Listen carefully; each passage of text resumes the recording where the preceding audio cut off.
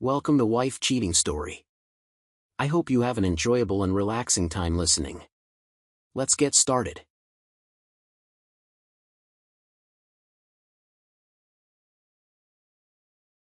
We'd love to know, which geographical location are you joining from today? At home? On the go? Share with us below. Now, let's dive into today's story. Chapter 1, Golden Promises. Bryce Harmon stood at the edge of the construction site, surveying what would soon become Axiom Tower, the jewel of Lakeshire's skyline. At 32, he'd built Harmon Construction from nothing into one of the region's most respected firms. The evening sun glinted off his engagement ring as he checked his watch. He was meeting Vanessa at Bellamy's in an hour to celebrate their 3rd anniversary. "Looking good, boss," called Miles Dennison, his foreman and oldest friend since their foster care days. "We're ahead of schedule." "Not good enough," Bryce replied with a half-smile. "I promised Axiom we'd be done 2 weeks early." Miles shook his head. "Always pushing." "How's Vanessa handling the wedding preparations?" "She's in her element. Guest list is up to 300 now." Bryce ran his hand through his dark hair. "Her father finally warmed up to me. I think proving I could match their family fortune helped." The truth was more complicated. Douglas Reynolds, shipping magnate and Lakeshire's old money elite, had made no secret of his disdain for Bryce. A self-made man with questionable origins wasn't his idea of a suitable match for his daughter. But Vanessa had chosen Bryce, captivated by his rugged charm and relentless ambition. Their romance had been a whirlwind. Vanessa Reynolds, socialite, philanthropist, and the city's most eligible bachelorette, had literally crashed into his life when her Tesla collided with his truck at a stoplight. What began as an angry exchange of insurance information ended with dinner at Lakeshire's most exclusive restaurant. 6 months later, he proposed with a flawless 5-carat diamond. "Still can't believe you tamed Lakeshire's princess," Miles teased. "Though that crowd she runs with, especially that Wexler guy, they still look at you like you're the help." Bryce's jaw tightened. "Tristan Wexler is her childhood friend. Nothing more." "If you say so." Miles changed the subject. "How's the beach house coming?" "Finishing touches. It's Vanessa's wedding gift." Bryce hadn't told his fiancée about the oceanfront property he'd purchased and renovated. It represented everything: his success, their future, the family they would build together. As Bryce left the construction site, his phone chimed with a text from Vanessa, "Running late. Charity meeting with Tristan. Meet at 8 instead. Love you." Bryce ignored the familiar twinge of unease and replied with a simple "see you then." Their wedding was 3 weeks away. Nothing could possibly go wrong now. Chapter 2, Shattered Reflection. Pain. Blinding, all-consuming pain. Bryce's consciousness flickered between darkness and harsh fluorescent lights. Frantic voices echoed around him. Multiple fractures, severe facial lacerations, 3rd-degree burns. The helicopter crash replayed in fragments. The client meeting at the mountain resort. The unexpected snowstorm. The pilot's strained voice announcing mechanical failure. The violent impact as they hit the mountainside. The searing heat of flames against his skin as he dragged the unconscious pilot from the wreckage before collapsing. 3 days later, Bryce awoke in the burn unit. Miles was there, his expression telling Bryce everything before the doctors explained. The right side of his face and body had sustained severe burns and lacerations. He'd undergone the first of what would be many reconstructive surgeries, but the doctors were clear. The scarring would be permanent and significant. "Vanessa?" Bryce asked, his voice barely a whisper. "She's been here," Miles answered, not meeting his eyes. She needed some air." When Vanessa finally visited, her reaction was worse than anything Bryce could have imagined. She flinched visibly at the sight of him, her perfect features contorting into poorly disguised repulsion. "They say you were heroic," she said, maintaining distance from his bed. "Saving the pilot like that. Where have you been?" Bryce asked, noticing the absence of her engagement ring. Tears welled in her eyes. "I've been trying, Bryce, but I can't. I just can't do this." "Do what?" His heart raced despite the medication. "The doctors showed me simulations of what you'll look like after all the surgeries. You'll still be disfigured." She looked away. "I can't walk down the aisle to, this isn't what I signed up for." The words hit harder than the helicopter crash. Vanessa, it's still me. She finally met his gaze, her blue eyes cold. You're too ugly for me now, Bryce. She placed the engagement ring on his bedside table. We both know appearances matter in my world. No one will want you looking like this. As she turned to leave, Bryce glimpsed Tristan Wexler waiting in the hallway, his hand reaching for Vanessa's as soon as she exited. Through the haze of pain medication, something crystallized in Bryce's mind. This wasn't just about his scars. This betrayal had been brewing long before the crash. Chapter 3. Ashes and Embers. The next 18 months nearly destroyed Bryce. The physical pain of multiple surgeries paled compared to watching his life unravel. Harmon Construction hemorrhaged clients after his extended absence. The banks circled like vultures as projects fell behind. His life savings evaporated into medical bills not covered by insurance. The final blow came when Axiom Tower, his pride and joy, was reassigned to Wexler Development. That night, Miles found Bryce in his apartment, surrounded by empty whiskey bottles and newspaper clippings announcing Vanessa and Tristan's engagement. You look like shit, Miles said bluntly, opening the curtains to let in sunlight for what seemed like the first time in months. Did you know she was sleeping with him while we were engaged? Bryce asked, his voice hollow. I suspected. Miles sat across from him. Everyone in Lakeshire is talking about their fairy tale romance. How they were always meant to be together. Bryce laughed bitterly. They're calling it a blessing in disguise that the accident revealed her true feelings before we married. Accident. Miles frowned. The helicopter crash. Mechanical failure, they said. Bryce pushed forward a folder he'd obtained from a private investigator. Except it wasn't. Someone tampered with the fuel line. Miles flipped through the photos, his expression darkening. You think Wexler arranged it? I think he wanted me out of the way. Dead would have been convenient. Disfigured was an acceptable alternative. Bryce stood, steadier than he'd been in months. The crash was meant to eliminate me. Instead, it revealed who my enemies are. That night, after Miles left, Bryce stood before the mirror, truly examining his scars for the first time. The right side of his face was a landscape of ridged tissue and grafted skin. His once handsome features were now a stark contrast of before and after. No one will want you, Vanessa's words echoed. Bryce's fist crashed into the mirror, shattering his reflection into 1,000 pieces. As blood dripped from his knuckles, something awakened within him, a cold, calculated resolve. He would rebuild himself, his body, his fortune, his power, and when he had everything, he would take from them what they valued most. Not with the quick vengeance of a wounded animal, but with the patient, methodical destruction of a predator who knows exactly when to strike. Chapter 4. Phoenix Strategy. 3 years after the crash, Bryce Harmon had vanished from Lakeshire's social consciousness. In his place emerged B.R. Harmon, founder of Phoenix Ventures, a shadowy investment firm operating from Seattle. Few connected the reclusive financier to the failed construction company owner. Bryce preferred it that way. The extensive reconstructive surgeries had restored functionality, but left him with a distinctive appearance. He'd grown a precisely trimmed beard to cover the worst scars and adopted custom-tailored suits that exuded power and commanded respect. His transformation began with Vivian Mercer, a venture capitalist who'd seen something in Bryce when she visited him in physical therapy. You've got the hunger, she'd said. The kind that comes only after you've lost everything.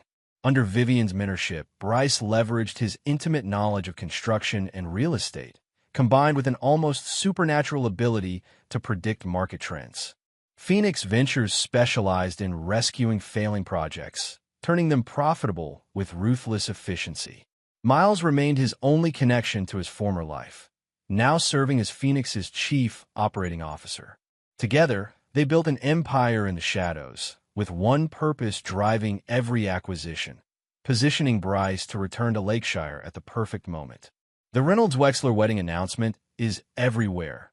Miles mentioned during their weekly strategy meeting, sliding a society page across the desk. Bryce glanced at the photo of Vanessa in Tristan's arms, her smile radiant as she showed off her enormous diamond ring. 4 years of engagement. Interesting, they're only now setting a date. Wexler Development is struggling, Miles explained. The Axiom Tower is behind schedule and over budget. Word is Douglas Reynolds finally issued an ultimatum. Finish the tower and marry his daughter, or lose both.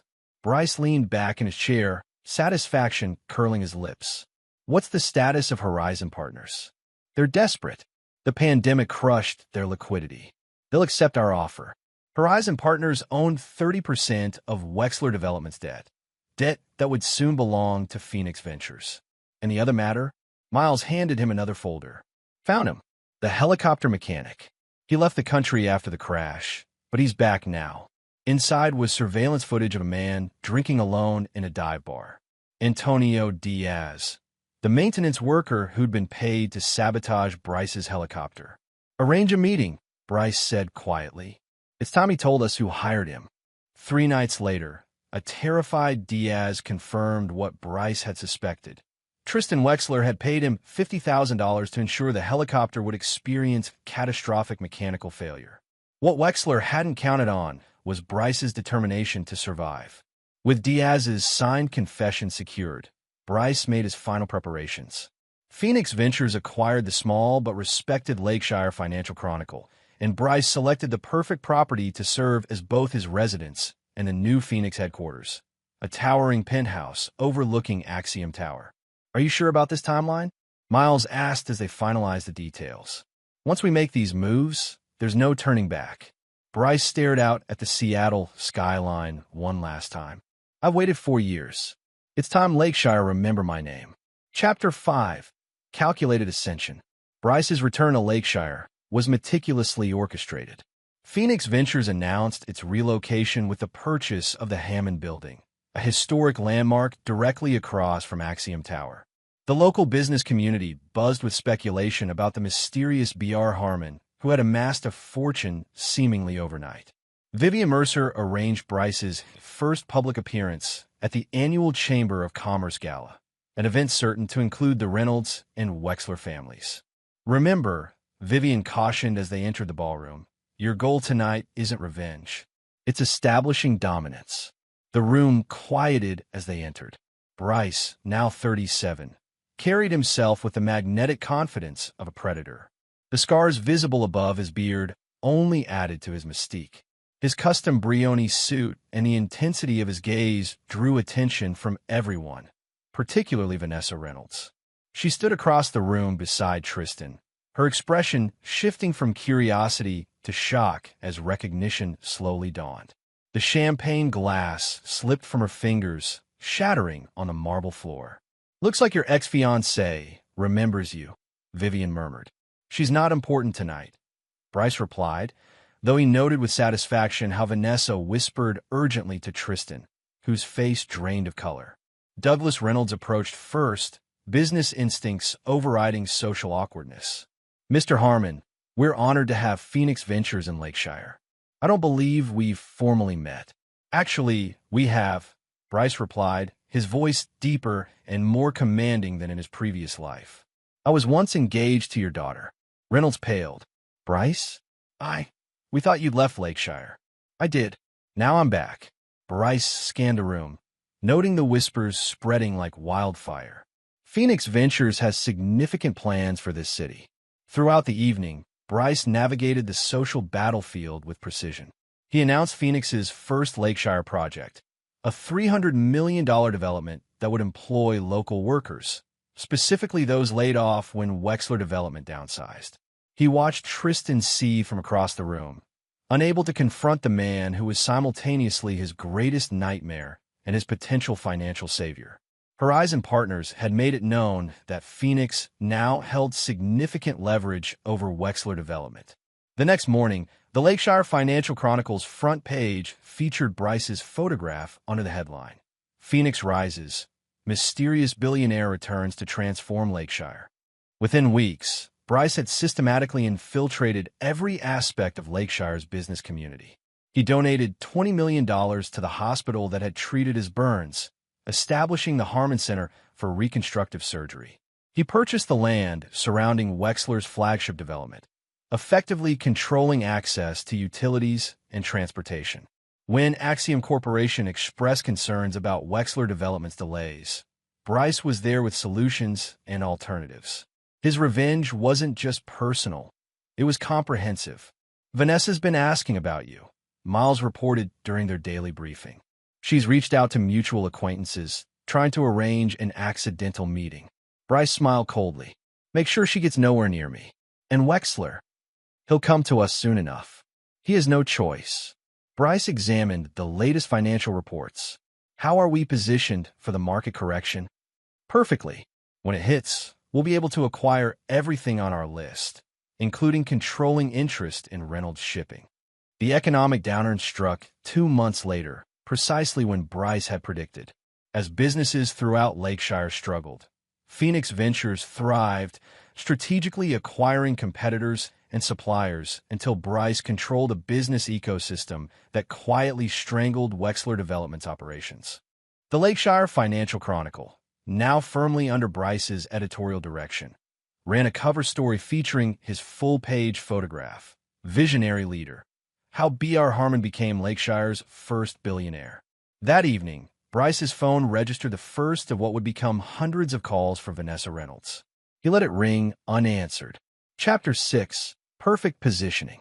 The market correction Bryce engineered devastated Wexler Development. Tristan's company, already struggling with the over-budget Axiom Tower, now faced bankruptcy. The Reynolds-Wexler wedding was postponed indefinitely as Tristan scrambled to save his family's legacy.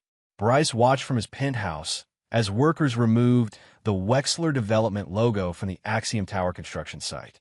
Phoenix Ventures had acquired the project through a web of shell companies, ensuring neither Tristan nor Douglas Reynolds knew who had delivered the killing blow. "Wexler's requesting a meeting," Miles announced, entering Bryce's office with a satisfied grin. "Says he has a proposal that could benefit both parties." "Schedule it for Friday," Bryce replied. "Let him stew a few more days." "And Vanessa?" "That's her 218th voicemail since the magazine cover." Miles held up Bryce's phone with its notification of missed calls. "Have you analyzed the messages?" "As you requested. First 20 were shock and questions. Next 50 were reminiscing about good times. After that, increasingly desperate appeals about how she never stopped loving you and made a terrible mistake." Miles grimaced. "Latest ones suggest she's willing to leave Wexler if you'll just speak with her." Bryce's expression remained impassive. "Keep monitoring. Don't respond." His revenge required perfect timing. Every day Vanessa's calls went unanswered increased her desperation. Every hour Tristan waited for a meeting diminished his leverage. Meanwhile, Bryce continued his public ascension.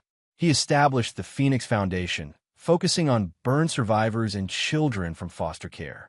His carefully cultivated public image was that of a scarred yet compassionate titan of industry, a man who had overcome personal tragedy to build an empire. Few connected these philanthropic efforts with systematic destruction of the Reynolds-Wexler business interests. By the time Douglas Reynolds realized his shipping company was being strangled by Phoenix-controlled ports and logistics companies, it was too late. On Thursday night, one day before Tristan's scheduled meeting, Bryce attended the governor's ball alone. He had declined all romantic entanglements during his rise to power, focusing solely on his mission. This single-mindedness created an aura of mystery that only enhanced his appeal. As expected, Vanessa was there, radiant in a designer gown, though her eyes betrayed her anxiety. Throughout the evening, she maneuvered closer to Bryce, finally intercepting him near the terrace doors. "Bryce," she breathed, touching his arm lightly. "Please, I've been trying to reach you." He regarded her with detached interest, as one might observe an insect. "Ms. Reynolds, how unexpected. I've called you hundreds of times." Her blue eyes searched his face, lingering on his scars with fascination rather than revulsion now. "We need to talk." "Do we? What happened between us?" "I was wrong. Terribly wrong." Her voice dropped to a whisper. "I've regretted it every day." Bryce glanced meaningfully at her engagement ring. "Your fiancé might disagree. Tristan and I, it's complicated. It was never what I truly wanted." She stepped closer, her perfume enveloping him. "You've changed. Become something extraordinary." "Yes," Bryce agreed coldly. I have. Perhaps we could start again? Her hand rested on his chest, an intimate gesture captured by several nearby photographers. Dinner tomorrow night? For a moment, Bryce allowed himself to remember how deeply he had once loved this woman, how completely her betrayal had shattered him. I'm afraid my schedule is quite full, he said finally. I have a meeting with Mr. Wexler tomorrow that may run late. Vanessa paled. With Tristan? What? Business, Bryce replied vaguely. Though I understand congratulations are in order. The wedding is back on. No. I mean technically, but she composed herself. Bryce, whatever Tristan wants from you, I should warn you. Ms. Reynolds, Bryce interrupted. You had your opportunity to warn me 5 years ago, when I was in a hospital bed, and you decided I was too disfigured to love. He stepped away from her touch. You've made 218 attempts to contact me. I've ignored everyone. That should tell you everything you need to know about my interest in rekindling any relationship with you. As he walked away, Bryce finally felt a measure of the satisfaction he'd been working toward. But it was merely an appetizer. The main course would be served tomorrow when Tristan Wexler walked into his office, not knowing he was meeting with the man whose life he had tried to destroy. Chapter 7. Masks Removed. Tristan Wexler arrived at Phoenix Ventures precisely at 2 p.m., escorted by Miles to the executive conference room rather than Bryce's office. The subtle power move wasn't lost on Tristan, whose once impeccable appearance now showed signs of strain. His designer suit hung loosely on his frame, and dark circles shadowed his eyes. Mr. Harmon will join you shortly, Miles informed him, offering no refreshments. Bryce watched through the one-way glass, savoring the moment. He'd waited 5 years for this confrontation, meticulously constructing every detail. When he finally entered, Tristan rose quickly, extending his hand. Mr. Harmon, thank you for seeing me. Your reputation precedes you. Bryce ignored the outstretched hand. Does it? Which reputation would that be, Mr. Wexler? Confusion flickered across Tristan's features. Your business acumen, of course. Phoenix Ventures has made remarkable inroads in Lakeshire. Interesting. Bryce circled the table slowly. I wonder what else you know about me. Only what everyone knows. You're something of a mystery man. Tristan attempted a collegial smile. Though I understand you may have previously lived in Lakeshire. I did. Bryce sat at the head of the table. In fact, Mr. Wexler, we've met before. Have we? I don't recall. 5 years ago. You were visiting Vanessa Reynolds at Lakeshire Memorial Hospital. She had just returned my engagement ring. The blood drained from Tristan's face. Bryce, in the flesh, what's left of it? Bryce's smile never reached his eyes. Surprised I survived the helicopter crash you arranged? I don't know what you're talking about, Tristan stammered, half rising from his chair. Bryce slid a folder across the table. Antonio Diaz's signed confession detailing how you paid him to sabotage my helicopter. The police have a copy. So does my attorney. And if anything happens to me, the Lakeshire Financial Chronicle will run it as their cover story. Tristan sank back into his chair, his arrogance evaporating. What do you want? I want you to understand what's happening. Bryce pressed a button, and screens around the room illuminated with financial documents. Phoenix Ventures now controls 62% of Wexler Development's debt. We own the land surrounding your remaining projects. We've acquired your suppliers, your contractors, and your financing. You've been systematically destroying my company, Tristan whispered. I've been systematically destroying you, Bryce corrected. Your company is merely collateral damage. Is this about Vanessa? She chose me. After you try to have me killed, Bryce interrupted. But no, this isn't about Vanessa. She's irrelevant. The words struck deeper than Bryce expected. Vanessa had truly become irrelevant to him. A realization that confirmed his transformation was complete. Here's what happens next, Bryce continued, sliding another document across the table. You will sign Axiom Tower and all associated properties over to Phoenix Ventures for $1. That's a $400 million project, which you can't complete without my cooperation. Your alternative is bankruptcy and prison for attempted murder. Tristan's hands trembled as he processed his options. And if I sign? Phoenix absorbs Wexler development. You retain a figurehead position with no actual authority. You will announce that your engagement to Vanessa Reynolds is over, and you will leave Lakeshire permanently within 30 days. My family has been here for generations. Your family is in Connecticut, where you'll be relocating. A modest position has been arranged with a property management firm. You'll earn enough to live, but never enough to rebuild. And if I refuse? Bryce leaned forward. Then I'll take everything anyway, but you'll do it from prison. Antonio Diaz is very eager to testify against the man who promised to protect him, but then abandoned him. Tristan stared at the document, defeat etched in every line of his face. You've thought of everything. I've had 5 years to plan this moment. Bryce placed a pen beside the contract. Your choice. As Tristan shakily signed each page, Bryce felt not the rush of victory he'd expected, but a cold, hollow satisfaction. This was merely the first phase of justice. One question, Tristan said, signing the final page. How did you do it? Rebuild yourself after. You made a fundamental miscalculation, Bryce replied, taking the signed contract. You believe my value was in my face, my construction company, my relationship with Vanessa. You thought by taking those, you'd destroy me. He stood, towering over his defeated enemy. But you merely stripped away everything that wasn't essential. What remained was something far more dangerous, a man with nothing to lose and everything to gain. As Tristan was escorted from the building, Bryce turned to Miles. Initiate Phase 2. Chapter 8. The Dismantling. News of Tristan and Vanessa's broken engagement dominated Lakeshire's social circles for precisely 2 days before being overshadowed by the announcement that Phoenix Ventures had acquired Wexler Development. The business community reeled from the sudden consolidation of power. Tristan departed quietly for Connecticut, his reputation in tatters after leaked documents suggested financial improprieties in his management of Axiom Tower. The leak, carefully orchestrated by Bryce, ensured that even if Tristan ever attempted to return to Lakeshire, no one would do business with him. With Tristan eliminated, Bryce turned his attention to Douglas Reynolds. The shipping magnate had once dismissed Bryce as unworthy of his daughter. Now, he faced the systematic dismantling of his empire. Reynolds Shipping lost the Eastport contract, Miles reported during their morning briefing. Their stock dropped 17% overnight. Increase our position, Bryce instructed. I want controlling interest by month's end. The call from Douglas Reynolds came 3 days later, requesting an urgent meeting.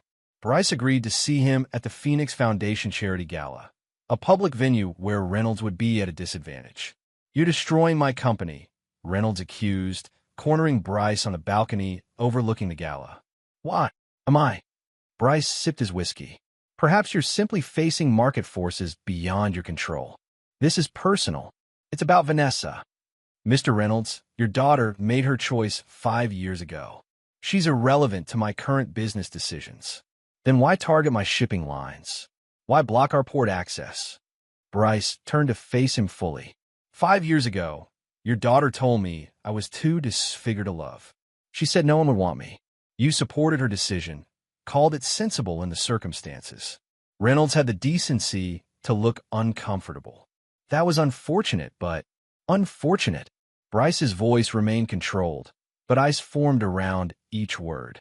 While I was at my lowest point, your family revealed exactly who they were. Now that I'm at my highest, I'm returning the favor. What do you want? Money? An apology? I want you to experience exactly what I did. Watching helplessly as everything you've built is taken from you. Bryce smiled coldly. The difference is you have somewhere to fall. Your family money will cushion you. You'll regret this vindictiveness, Reynolds warned. Vanessa is devastated. She truly regrets what happened. She regrets backing the wrong horse, Bryce corrected. She chose Tristan thinking he was the path to greater wealth and status. Now she sees her mistake.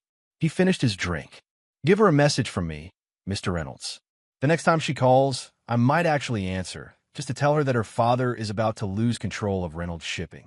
The following week, Phoenix Ventures launched its most aggressive move yet, initiating a hostile takeover of Reynolds Shipping. The maneuver, combined with the strategic alliances Bryce had formed, left Douglas Reynolds no viable defense. Meanwhile, Vanessa grew increasingly desperate. Her calls to Bryce continued, now accompanied by handwritten letters and attempts to contact him through mutual acquaintances. When those failed, she resorted to appearing at Phoenix Foundation events, only to be politely but firmly turned away by security. Her final attempt came on the evening Phoenix Ventures announced its successful acquisition of Reynolds Shipping. Vanessa bypassed security by claiming a medical emergency, making it all the way to Bryce's private elevator before Miles intercepted her. "He doesn't want to see you," Miles told her plainly. "Please," she begged, her perfect composure cracking. "5 minutes. I need to explain." "Explain what?" Miles asked. "How you abandoned him when he needed you most. Or how you're only interested now that he's powerful and wealthy." "It's not like that. I made a terrible mistake." Tears streaked her makeup. "I love him." "No, Ms. Reynolds, you don't. You love what he represents. Redemption for your catastrophic miscalculation." Miles ushered her toward the exit. "Mr. Harmon has moved on. I suggest you do the same."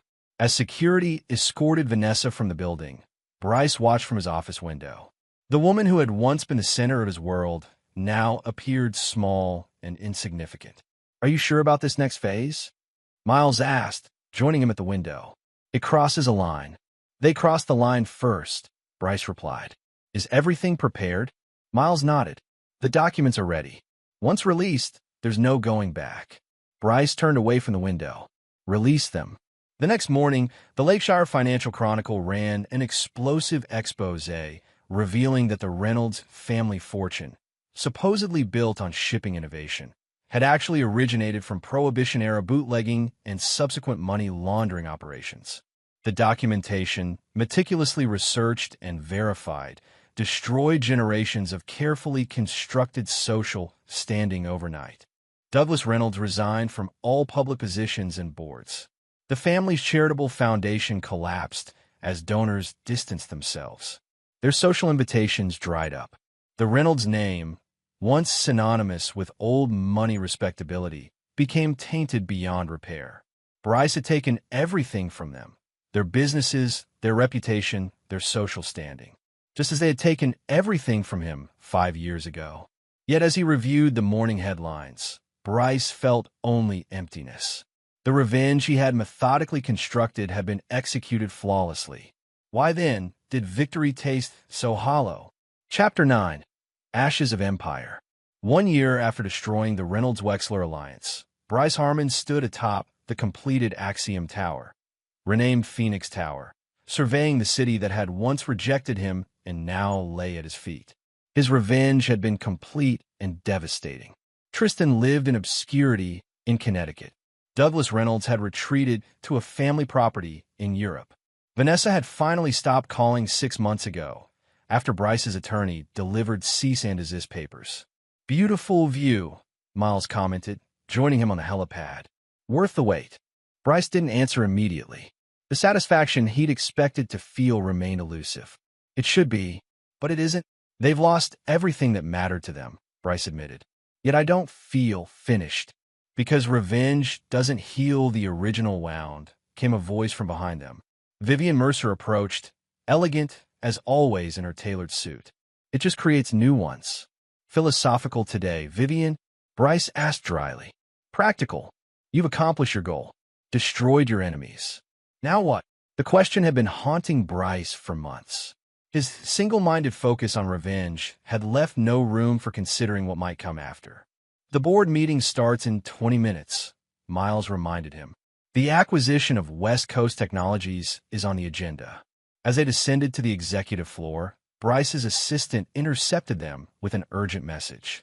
"Mr. Harmon, there's a woman in reception insisting on seeing you. She says her name is Vanessa Reynolds." Bryce and Miles exchanged glances. "Tell her I'm unavailable," Bryce instructed. "I did, sir. She says she has information about Antonio Diaz that you need to hear." The name caught Bryce's attention. Antonio Diaz had disappeared 3 months ago, shortly before he was scheduled to testify in a newly opened investigation into the helicopter crash. "Give me 5 minutes," Bryce told Miles, changing direction toward the reception area. Vanessa had aged visibly in the past year. Her designer clothes had been replaced by simpler attire, her perfect makeup by a more natural look.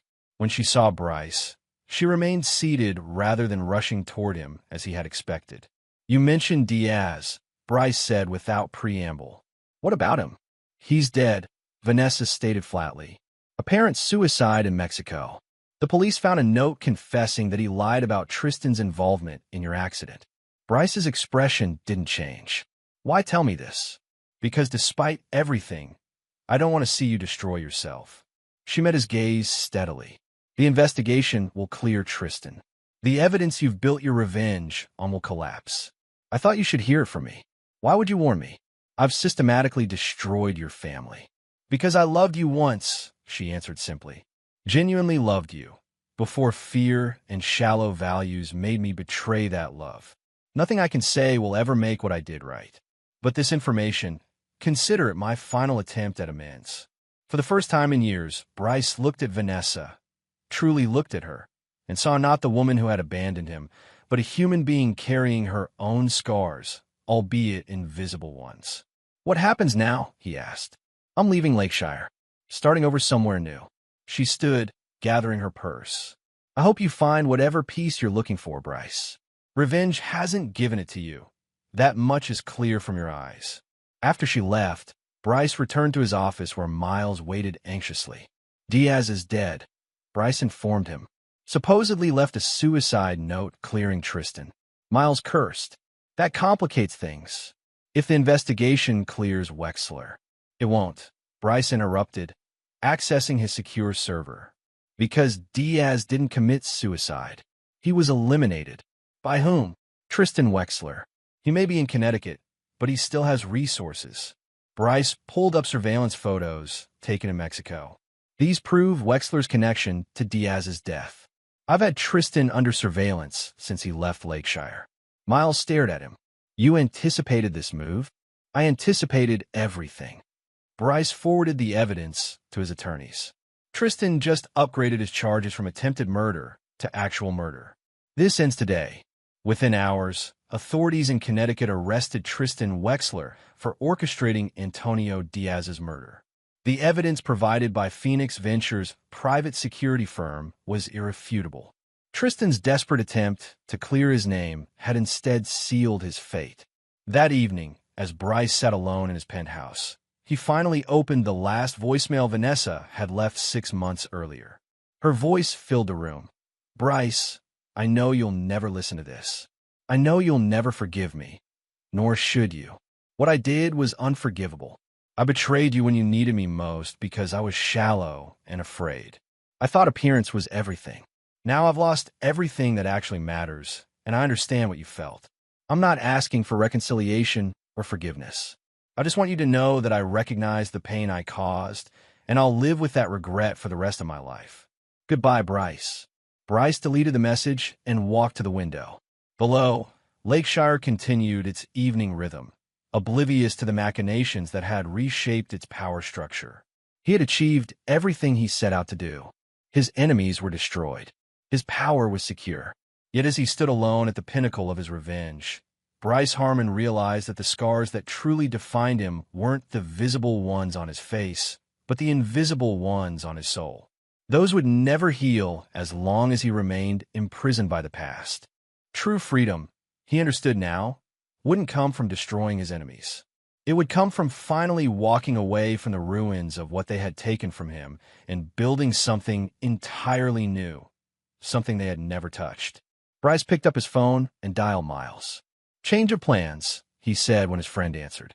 "Cancel the board meeting tomorrow.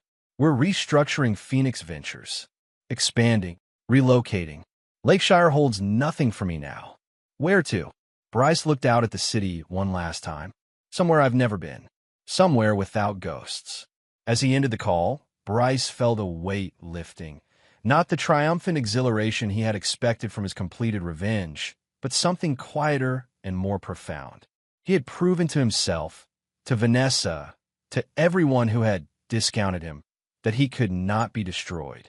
Now, it was time to prove something else, that he could be more than the sum of his scars and his vengeance.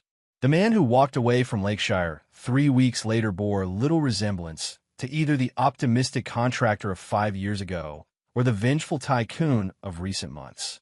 Bryce Harmon had finally embraced the truth that had eluded him throughout his campaign of retribution. His enemies hadn't defined him. His scars hadn't defined him.